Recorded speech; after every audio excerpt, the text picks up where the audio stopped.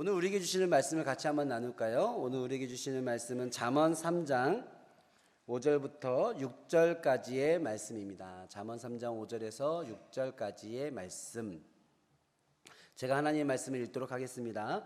너는 마음을 다하여 여호와를 신뢰하고 내 명찰을 의지하지 말라. 너는 범사의 그를 인정하라. 그리하면 내 길을 지도하시리라. 아멘. 오늘 말씀은 우리 총회 파송 선교사이시면서 또 우리 이름교회 협력 선교사님이시죠. 우리 치앙마이에서 사역하고 계시는 우리 장준우 목사님, 또 우리 장준우 선교사님 우리 모시고 우리 오늘 귀한 말씀을 전해 듣기 원합니다. 저는 이제 치앙마이에서는 3년, 이제 그 전에는 끄라비라고 하는 지역에서 5년, 그리고 태국에서 총 8년 차 지금 선교사로 사역을 하고 있습니다. 그래서 그 8년이라는 세월 동안 제가 뭔가를 많이 했다라기보다는 태국이라는 나라에 대해서 알아가는 데 시간을 굉장히 많이 뒀습니다. 태국은 언어가 태국어를 씁니다. 태국어는 오송조를 씁니다. 높낮이가 있어요. 그래서 똑같은 단어여도 높이에 따라서 아름답다가 됐냐 재수없다가 되느냐로 나눠집니다. 굉장히 아름답다고 저는 얘기를 했는데 상대방은 이렇게 하면 제 발음이 잘못된 거죠. 그렇게 이제 언어도 다르고 문화도 다릅니다. 그리고 태국 사람들의 삶의 모습이 이제 다른 나라니까 저희가 그걸 체험하기 위해서 여행이라고 하는 걸 가잖아요. 근데 이제 거기서 살면 그들과 함께 살고 그들의 문화를 이해하고 그들과 함께 살려고 노력을 하다 보니 시간이 금방금방 지나가더라고요.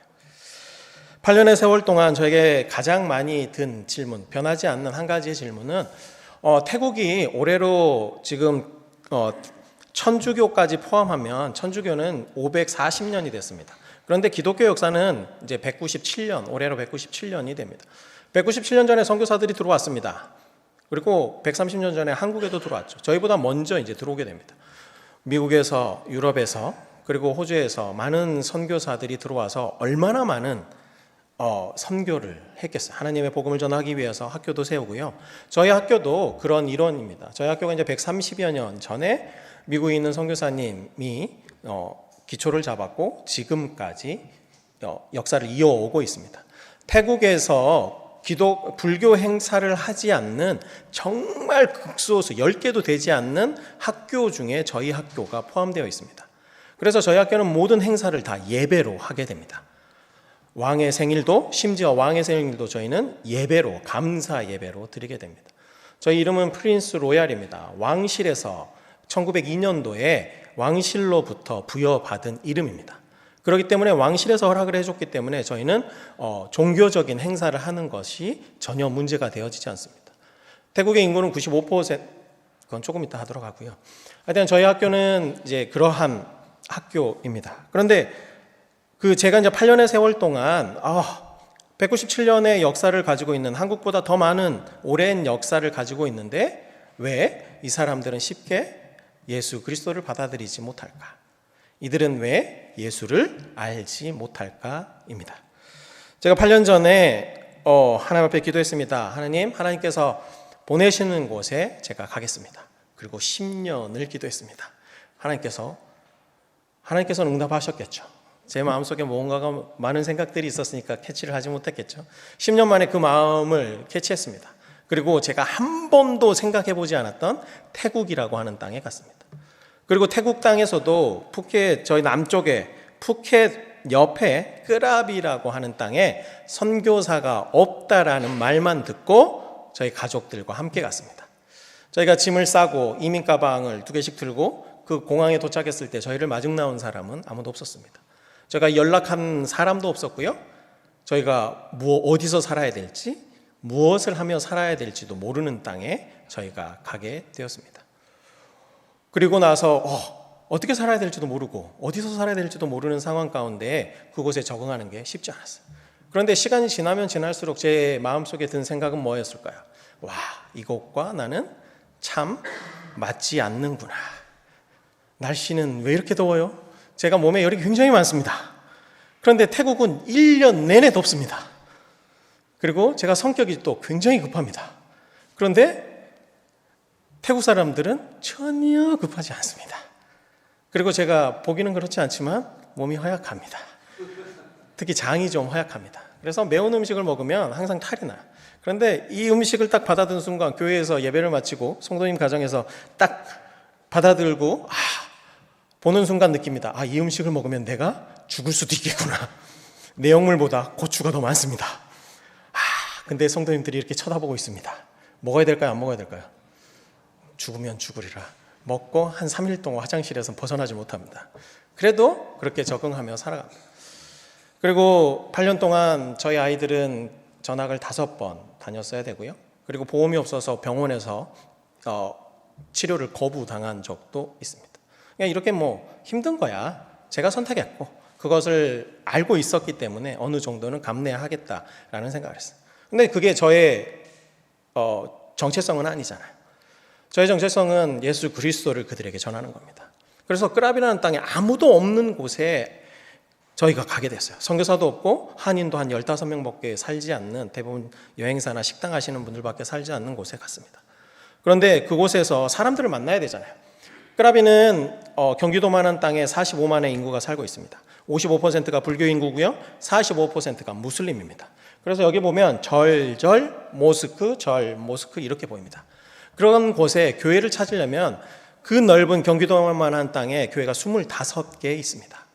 25개의 교회를 찾으려면 어떻게 해야 될까요? 온 동네를 그냥 다니면 절대 못 찾습니다.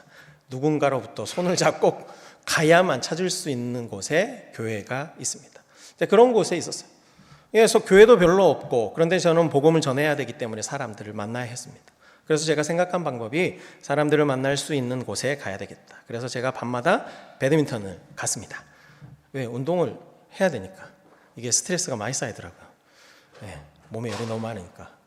그런데 그렇게 사람들을 만나고, 근데 태국 사람들은 자신들의 감정과 자신들의 이런 모습을, 상대방을 기분을 안 좋게 하는 것을 굉장히 꺼려합니다. 끄랭짜이라고 하는 문화인데요. 그래서 제가 배드민턴을 갔잖아요. 근데 외국인이 딱 나타났어요. 여기에 금발이 한 명 앉아있다고 생각해 보십시오. 여러분들 다 쳐다보지 않았겠어요? 저는 태국 사람처럼 보이긴 하지만 그때는 그러지 않았습니다. 그런데 딱 앉아있는데 사람들이 다 쳐다봅니다. 쟤는 뭐 하는 애인가? 신기하죠. 근데 그랬으면 보통 누군가가 좀 다가올 만하잖아요. 한 달이 지났습니다. 아무도 다가오지 않습니다. 2달이 지나고 2달 반 정도가 지났을 때 누군가가 특별한 사명을 받고 밀림에 의해서 제 옆자리로 왔습니다. 저랑 동갑인 친구였는데요. 그 친구가 이제 제가 그때는 태국어를 못했고 그 친구도 이제 영어를 잘 못했는데 대부분의 사람들이 영어를 잘 못했어요. 근데 그 친구가 이제 사명을 받고 와서 물어봤습니다. 너 어느 나라 사람이냐? 한국 사람이다. 이름이 뭐냐? 그래서 이제 이름을 얘기했습니다. 그리고 이제 가장 궁금한 질문입니다. 뭐 하는 사람이냐? 제가 대답했습니다. 저는 패스터입니다. 영어로 패스터, 목사입니다. 라고 했어요. 그 친구의 두 번째 질문입니다. 목사는 뭐 하는 사람인가요? 물어보면 뭐라고 대답하시겠어요?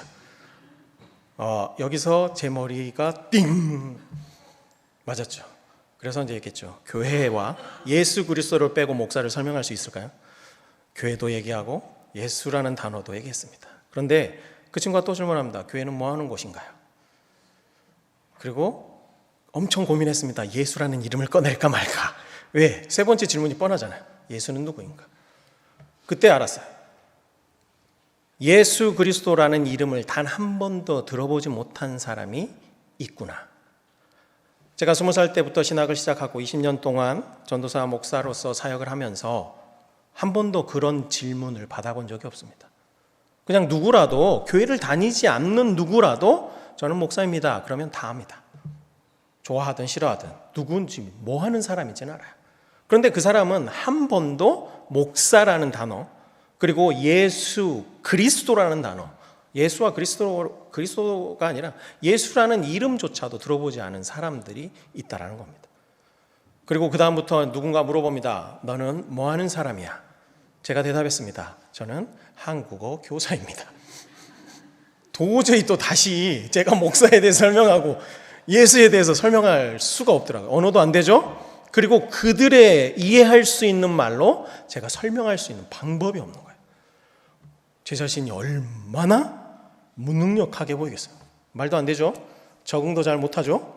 그리고 그들이 물어보는 말에 제가 하고자 하는 말을 하지 못하고 제가 해야 될 말을 하지 못하는 제 자신이 너무나도 부끄럽고 너무나도 한심스러웠습니다. 그때부터 공부했습니다. 예수를 저들에게 어떻게 설명할 것인가. 근데 어떻게 하면 설명할 수 있을까요? 말로 한 사람 설명하는 것이 너무 어려웠어요. 그렇게 시간이 흘러갑니다. 그리고 하나님께서 아무것도 없는 그곳에 미국인 선교사와 필리핀 선교사와 태국인 현지 목회자를 예비하셨어요. 그들이 함께 사역하면서 이곳 저곳을 다니고 마지막에는 한 교회에서 제가 담임을 하게 되었습니다. 그렇게 사역을 하면서 정말 그 작은 교회, 성도님들 처음에 이제 20명 정도밖에 없는, 태국 분들 20명 정도밖에 없는 그런 작은 교회였어요. 그래서 예배를 드렸어요. 그런데 저는 이제 주중에 특별히 할 일이 없잖아요. 선교사잖아요. 그럼 제가 뭐 하겠어요? 성도님 집에 방문을 합니다. 그런데 같은 한 동네에 여기서 저기까지 가는 오토바이 타고 한 15분이면 가는 굉장히 작은 동네였습니다. 그러니까 저는 이제 수시로 걸어가다가 오토바이 타고 가다가 운동 가다가 이제 성도님 집에 그렇게 들립니다. 그런데 한 성도님 집에 들렸어요. 근데 성도님 집에 가정에 문제가 있다는 얘기를 듣고 그곳에 갔습니다. 그 성도님이 10수년간 예수를 믿었습니다. 그런데 한 번도 목사님이 자기 집에 찾아온 적이 없어요. 그리고 한 성도님은 30년이 넘게 예수를 믿었지만 한 번도 목사가 찾아와서 예배를 드려준 적이 없었어요. 근데 그들의 상황이 이해할 수밖에 없어요. 왜냐하면 목회자가 교회에서 사례비를 받기가 어렵습니다. 그래서 투잡을 뛰지 않으면 사역 자체도 불가능하기 때문에 어쩔 수 없이 주중에는 사역을 하고 일을 하고 주일만 일을 하는 형태의 교회들이 태국의 99%, 99.5% 정도입니다. 그러니까 그렇게 이제 상황 자체가 그렇게 된 거죠. 그러니까 처음에는 왜 그럴까라는 생각을 했죠. 그런데 이해할 수밖에 없습니다. 그들의 상황을 알아야 된다면. 그래서 가서 예배를 드렸습니다. 그리고 없는 주일학교를 만들었어요. 그리고 성도님들의 삶에 계속 찾아가고 함께 말씀을 나누고 성경 공부를 하고 제자 훈련을 하면서 사역을 했습니다. 시간이 흘렀어요. 성도님들도 이제 저를 인정하기 시작합니다. 태국 사람들은 이 사람이 나와 함께 할 사람인지 아닌지를 두고 봅니다. 한국 사람들은 밥 한 2끼 먹으면 이제 베스트 프렌드 되잖아요. 태국 사람들은 약 3년에서 5년을 봅니다. 우선 첫 번째, 언어가 됐냐. 왜? 언어를 배우지 않으면 이 사람은 우리와 함께 하려고 하는 생각이 없다. 두 번째, 우리 음식을 먹느냐, 우리 문화를 이해하느냐를 봅니다. 그러니까 천천히, 급할 게 없어요. 천천히 봅니다. 그런데 시간이 지나다 보니까 그들이 저희 가정을 인정하기 시작했어요. 그런데 이제 사역을 막 정말 열심히 뜨겁게, 태양보다는 안 뜨거웠지만 하여간 뜨겁게 사역을 했었습니다. 그런데 코로나가 딱 오게 되었습니다. 코로나 때 사역을 할 수가 없잖아요. 다 통제하고 나갈 수 없고. 그러면서 무언가를 이제 막 열심히, 정말 열심히 이제 꽃이라는 단어를 그렇지만 열심을 낼 수 있는 상황이 되었는데 그것을 딱 맞으셨어요. 그리고 코로나가 끝날 때쯤에 저희 가정이 다 코로나가 걸렸습니다. 그때 이제 병원 가는데 보험 있냐? 없다. 그러면 돈이 많이 나오니까 너희는 안 된다. 집에 가라 그래가지고 집에서 이제 격리를 했습니다. 그런데 그때에 이제 사역에 대한 열심이 생겼는데 하지 못하니까 코로나도 아프지만 굉장히 몸이 많이 아팠어요. 그런데 그 시간에 치앙마이에 있는 지금 프린스 로얄 칼리지라고 하는 곳에 교장이 전화가 옵니다. 한 번도 만난 적도 없고요. 저는 프린스 로얄 칼리지가 어디에 있는지 어떤 학교인지도 전혀 몰랐습니다. 프린스 로얄 칼리지는 왕으로부터 하사를 받았고 예배를 드릴 수 있는 전국의 8개 교회 중에 8개 학교 중에 한 군데입니다. 그리고 태국에서 가장 큰 7,100명의 학생을 가지고 있는, 그리고 600명의 교직원을 가지고 있는 태국에서 가장 큰 기독 사립 학교입니다. 그곳에서 교장이 바로 연락이 왔습니다. 저희랑 함께 사역을 하실래요? 라고 연락이 왔어요. 이게 뭐지? 라고 했습니다. 기도했잖아요. 이제 그리고 나서 이제 기도했습니다. 근데 하나님께서 저에게 마지막으로 이제 저희가 옮기게 될 때 어떤 마음을 주셨냐면, 5년 동안 그래, 열심히 네가 해보고자 하는 거 다 해봤냐? 라는 마음을 주셨어요.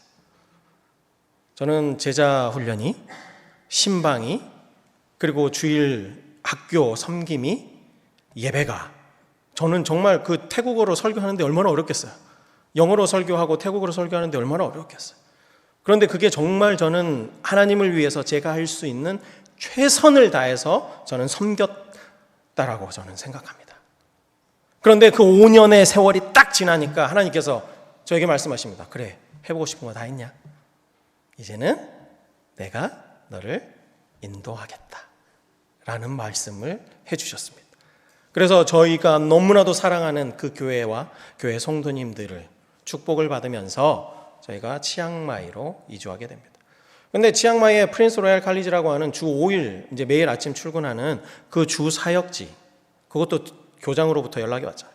그리고 나서 얼마 지나지 않아 한 장로님, 한국인 장로님이 교사셨는데 조기 은퇴하시고 자신의 전 재산을 들여서 지은 고아원 학교가 있습니다.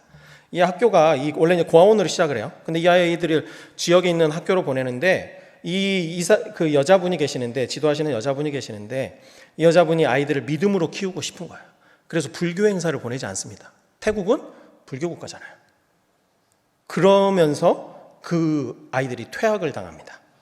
그러니까 이 아이들이 갈 데가 없는 거예요. 그래서 기도하던 가운데 하나님께서 이분을 만나게 하시고 그 사역들이 시작되게 하셨어요. 그리고 나서 그분이 이제 코로나 전에 권사님께서 암에 걸리십니다. 그리고 어쩔 수 없이 한국으로 철수할 수밖에 없었어요.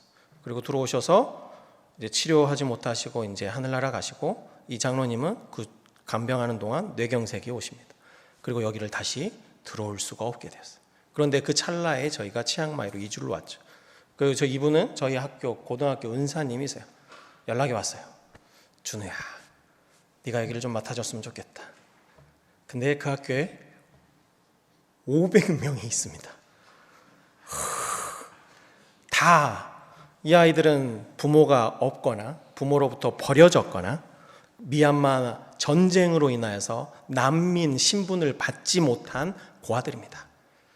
그러니까 이 아이들을 도와준다라고 하는 건, 이 아이들과 함께 한다라는 건 저에게 굉장히 많은 물질과 시간이 필요한 일입니다. 못하겠습니다. 왜?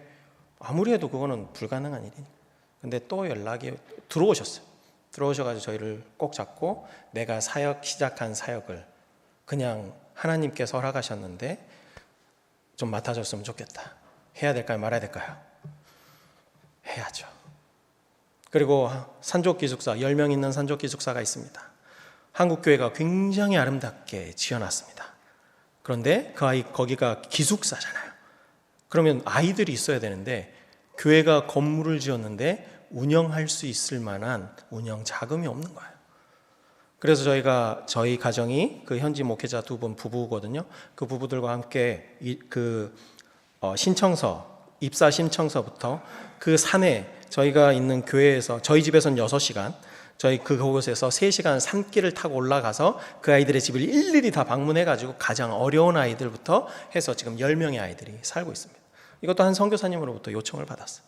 그리고 주일날 저희가 사역하는 그 교회도 저희 교단의 첫 번째 선교사님께서 재작년에 은퇴를 하시면서 청소년 교회거든요. 청소년 교회를 저희가 좀 맡아달라고 얘기했습니다. 그래서 죄송하지만 못하겠습니다라고 얘기했어요. 원래는 이제 못하겠습니다는 얘기를 잘 못하는데 너무 버거웠어요. 지금 맡은 사역들도 너무 많고 제대로 하지 못하고 있는데 한다라는 게 너무 무거웠어요. 근데 이분이 은퇴를 하시고 교회가 없어진다라고 얘기를 하시는 거예요. 또 들어오셨어요. 한국에서. 그리고 2번째로 부탁을 하시더라고요. 그때 노를 했었어야 되는데. 네, 해서 지금까지 사역을 하고 있습니다. 제가 이제 지났는데 첫 번째 슬라이드 잠깐 한번 보여주실래요? 태국 국기 좀 보여주세요. 태국은 이거 하나만 알면, 이 국기만 알면 태국은 다 할 수 있습니다. 태국 한가운데 가장 두껍게 있는 부분이 국왕입니다. 가장 중요하죠. 그리고 국왕 위아래로 되어 있는 흰색이 종교입니다. 불교겠죠. 인구의 95%가 불교이니까요. 그러면 마지막 위아래로 되어 있는 건 뭘까요? 국민의 피입니다. 알겠죠? 국민이 누굴 보호하고 있어요? 국민이 종교를 보호하고 종교가 국왕을 보호하는 나라가 바로 태국이라고 하는 나라입니다. 우리는 태국을 방문할 때, 여행을 할 때마다 굉장히 사람들이 친절하게 대해주고 물가도 싸고 굉장히 이제 좋은 이미지들을 많이 갖고 있어요. 그런데 그 안에는 그 영어로도 타일랜드잖아요. 타이족에, 태국에는 많은 부족들이 있습니다. 10개가 넘는 부족 중에 타이족이 주류족입니다. 77%. 타이족의 나라라는 뜻으로 이름을 개명합니다. 1930년대. 그러니까 완전히 그 소수 부족을 인정하지 않고, 인정을 하긴 하겠죠. 그런데 여기는 우리가 주인인, 국왕이 주인이고 국왕이 소속된 타이족이 주류인 나라이다라고 선포를 하는 겁니다. 우리는 아무렇지도 않게 타일랜드 하죠. 근데 그런 뜻이 있습니다. 그런데 대부분의 교인들과 교회들은 타이족 교회는 그렇게 많지 않습니다. 90% 넘는 교회들이 다 산에 있는 산족, 소수부족 교회들이 굉장히 많습니다. 그렇게 태국이라고 하는 나라는 딱 저 국기를 보면 알듯이 국왕은 종교의 대리자로서, 그리고 국민들이 보호해야 되는 존재입니다. 두 번째 슬라이드 보여주시겠어요? 네, 두 번째는 이제 태국의 가운데 맨 위에 보시면 태국의 인구는 6,600만 명입니다. 그리고 거기서 왼쪽에 보시면 84,646 빌리지입니다. 그 조그마한 동네로 되어 있습니다. 한국은 다 이렇게 사람이 안 사는 땅이 거의 없을 정도로 붙어 있는데 태국은 다 이렇게 1시간 가야 집 나오고 또 가야 집이 나오는 그런 마을로 되어 있습니다. 84,000 마을 중에 복음이 들어가지 않은 마을이 7만 9천 마을입니다. 약 5만, 그러니까 197년 동안 그렇게 선교사들이 수만 명의 선교사들이 들어와서 사역을 했음에도 불구하고 아직도 5만 마을밖에 들어가지 못한 거예요. 그리고 아직도 복음이 들어가지 않은 마을이 94%입니다. 태국 민족 중에. 그리고 보시면 그러니까 6,500만 명이 아직도 복음을 못 들은 거죠. 그리고 그 반대쪽 오른쪽에 보시면 태국에는 전체적으로 8,524개의 교회가, 저거는 이제 작년 통계긴 한데요, 8,500개의 교회가 있습니다. 그리고 교회마다 약 평균 성도님 수가 58명입니다. 그러니까 태국에서 50명 넘으면 대형 교회로 생각합니다. 제가 대형 교회 와서 지금 설교하고 있는 거죠. 그래서 태국은 전체 기독교 복음화율이 여전히 1%가 되지 않은 0.75%입니다. 197년 동안 그렇게 많은 선교사들이 자신들의 에너지와 삶과 열정과 물질을 들였는데 태국 사람들은 왜 변화되지 않는 것일까? 내가 목사인데 목사라고 얘기하지 못하는 그런 상황 가운데 나는 무엇을 할 수 있을까? 그런데 치앙마이로 이주를 했더니 제 주위에, 저희 학교에 어쨌든 7,100명의 학생이 있고 저희가 매일 학년별로 예배가 있습니다. 기독교인이든 기독교인이 아니든, 심지어 무슬림도 있습니다. 무슬림이든 학교 들어오면 무조건 학교에서 정한 규율을 따라야만 합니다.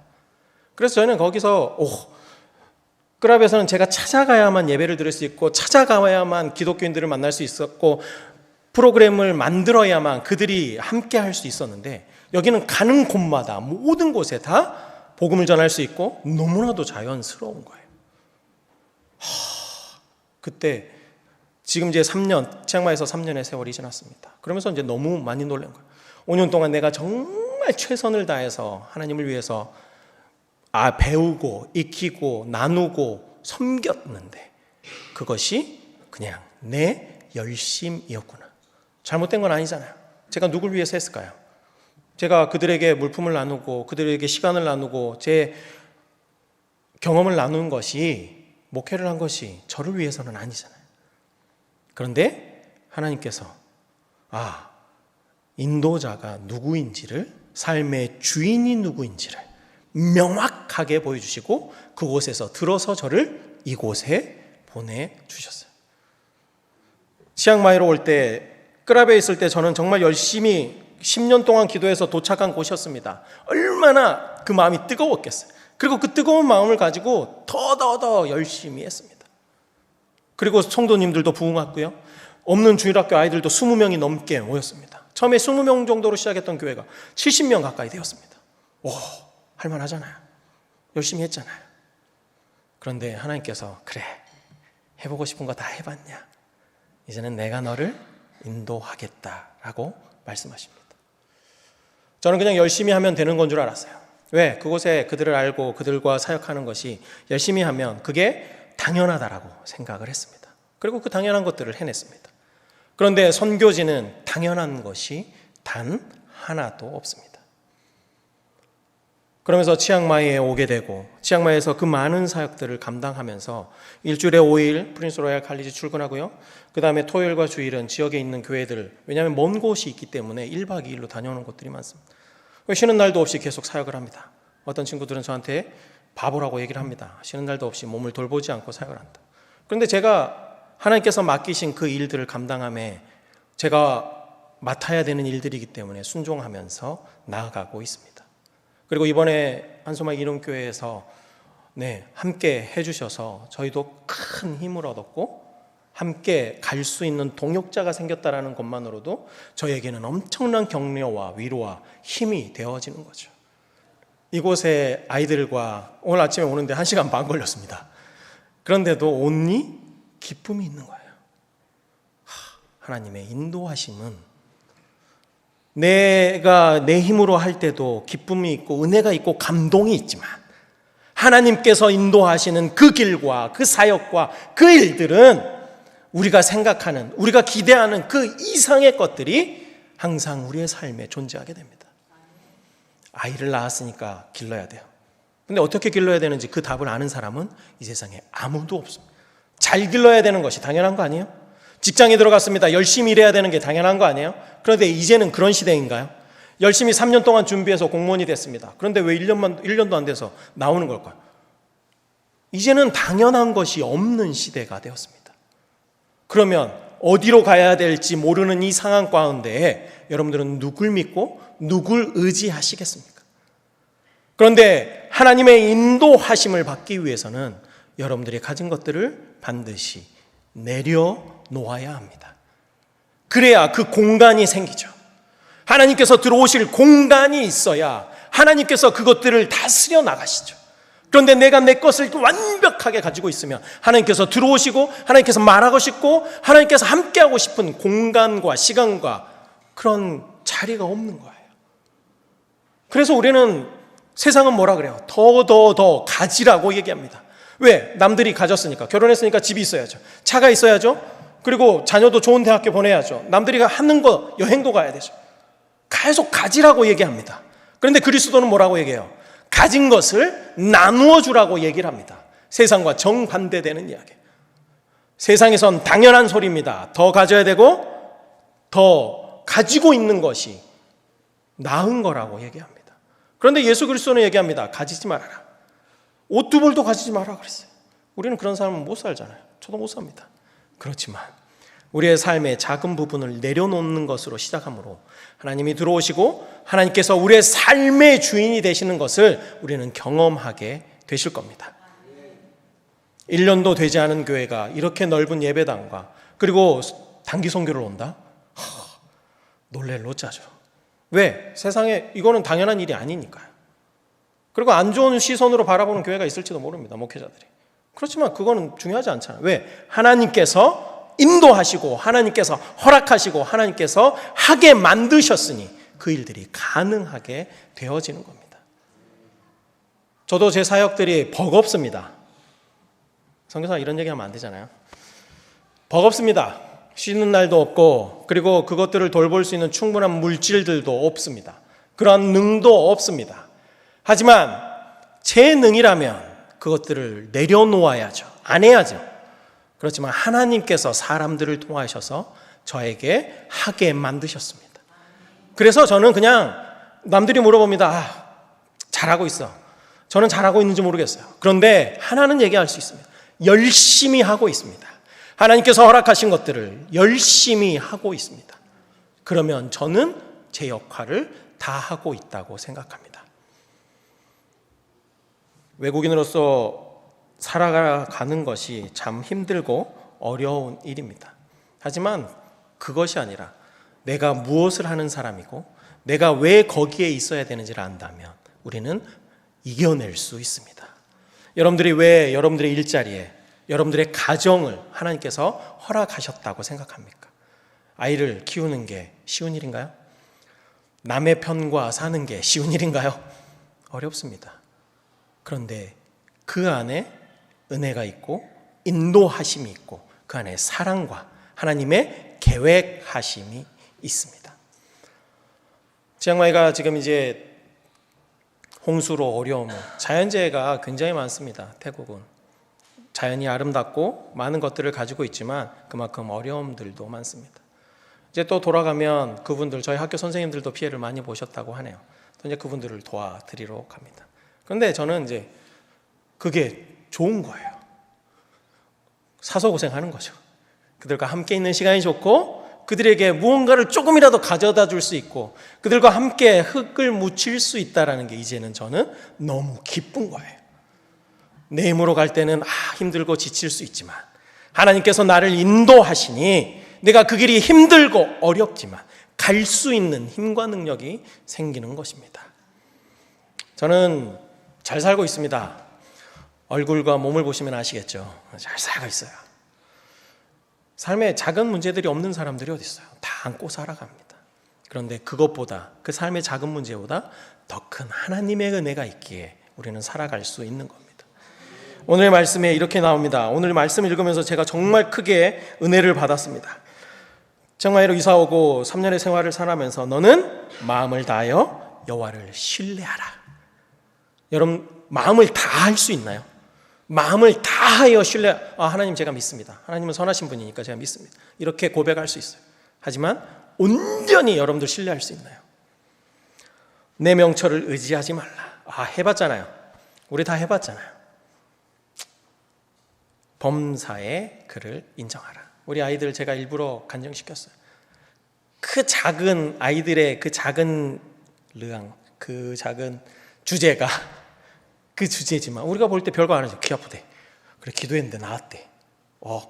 저게 간증거리인가? 라는 생각합니다. 저희 아이에게는 굉장히 큰 거예요.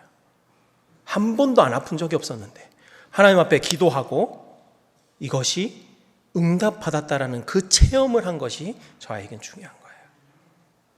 정말 마지막까지도 갈 수 있을지 없을지 너무나도 힘든 상황 가운데 하나님께서 교회 사람들을 통해서 그리고 주위의 사람들을 통해서 그것을 하게 내 소망을 이루어 주신 하나님을 경험했다라고 하는 것이 저희 아이들은 너무 소중한 거예요. 여러분들이 저 아이들이 저기 앉아 있으니까 그래도 경제적으로 여유 있는 아이들이다라고 생각할 수 있습니다. 아니요. 저 아이들 중에 정연히 경제적인 여유가 있는 아이들도 있죠. 그런데 대부분의 아이들이 이것을 오기 위해서 얼마나 노력하고 기도하고 많은 사람들이 도와줬는지 몰라요. 그래서 여기 왔는데 진짜 인도가 깜짝 놀랐어요. 인도가 너무 좋은 거예요. 그 사람 다니는 길이 있다라는 자체가 놀란 거예요. 애들은 그리고 횡단보도에 섰는데 갑자기 머리 위에 그늘이 딱 이건 뭐지? 그리고 애들은 우리는 일부러 그 아름다운 자연을 보기 위하여 시골로 가고 해외로 가잖아요. 여기 애들은 건물을 봤는데 너무 아름답대. 시골 애들이어서 그런 게 아니라 그만큼의 기대가 왔던 거예요. 아까 라면 먹는데 애들 너무 맛있대. 누울라 그래 막. 조금만 먹어라. 조금 이따 밥 맛있는 거 먹어야 된다. 애들에게는 새로운 비전이 되어지는 정말의 비전 트립이 되어집니다. 여러분들이 함께 해주셔서 너무 감사합니다. 당연하지 않아요. 돈 있다고 다 할 수 있는 것도 아니고요. 능력 있다고 할 수 있는 것도 아닙니다. 저는 여러분들에게 마지막으로 도전을 드리고 싶습니다. 여러분들의 삶에 당연한 것들이 너무 많습니다. 그 당연한 것들 중에 단 한 가지만 내려놓아 보십시오. 그리고 그 한 가지의 부족한 부분을 하나님 앞에 인도함을 기도해 보십시오. 하나님은 우리의 기도에 반드시 응답한다라는 것을 입으로 고백하잖아요. 그러면 우리가 삶으로 드러내야 합니다. 삶으로 경험해야만 하는 것입니다. 그래서 이번 여름에 우리 학생들이 선교지에 와서 정말 많은 것들을 느끼고 아까 정 목사님이 그러시더라고요. 아이들이 도착한 순간 목사님 저희는 오늘 다시 갈 수 있습니다. 네, 그런 고백을 할 정도로 아이들이 많은 경험들을 하고 좋은 경험들을 하게 됐어요. 그런 은혜가 있는 곳이 선교지입니다. 그렇지만 은혜가 가득하지만 부족한 것들이 더 많은 선교지입니다. 여러분들의 기도가 필요하고요. 여러분들의 동역과 여러분들의 힘과 여러분들의 위로가 필요한 곳입니다. 그래서 제가 선교사로서 여러분들에게 계속적으로 기도 부탁과 협력 부탁을 드릴 수밖에 없습니다. 여러분들의 마음을 여시고 하나님의 일들을 위하여, 하나님을 위하여 여러분들이 함께 해주시기를 간절히 소원합니다. 저희 함께 기도하겠습니다. 하나님 아버지, 감사합니다. 우리를 주의 자녀 삼아주심을 감사하고 하나님 앞에 이렇게 나와 기쁨과 전심으로 하나님 앞에 예배하게 하시고 찬양하게 하심을 감사합니다. 찬양함으로 우리의 마음이 뜨거워집니다. 말씀을 들음으로, 기도를 함으로 하나님으로 더욱더 하나님께 다가간다는 마음으로 우리의 마음이 뜨겁습니다. 주님, 하나님을 위하여 우리의 마음이 하나 되게 하여 주옵소서. 선교지에서나, 그리고 여기 한소망이릉, 여기 한국 땅에서나 우리가 한 마음으로 하나님을 위하여 협력하게 하시고 하나님의 마음을 나누게 하시고 하나님의 사랑을 나누는 놀라운 기적들이 함께 만들어갈 수 있도록 주님 인도하여 주옵소서. 주님, 우리의 삶에 당연한 것들이라고 생각하는 것들이 너무 많습니다. 하지만 그것을 내려놓아야 그리스도가 보이고 그것을 내려놓아야 그리스도의 능력을 경험할 수 있음을 믿습니다. 당연한 것들은 없음을 고백합니다. 모든 것들이 주님의 은혜이요 주님의 인도하심이요 주님의 계획하심임을 고백합니다. 주님께서 우리의 삶을 앞으로도 계속 인도하여 주시옵소서. 주님 감사합니다. 모든 말씀 예수 그리스도의 이름으로 기도합나이다. 아멘. 이 시간 프린스 로얄 칼리지 기독학생의 우리 학생들의 귀한 봉헌 찬양과 함께 우리 준비한 예물을 하나님께 정성스럽게 올려드리겠습니다.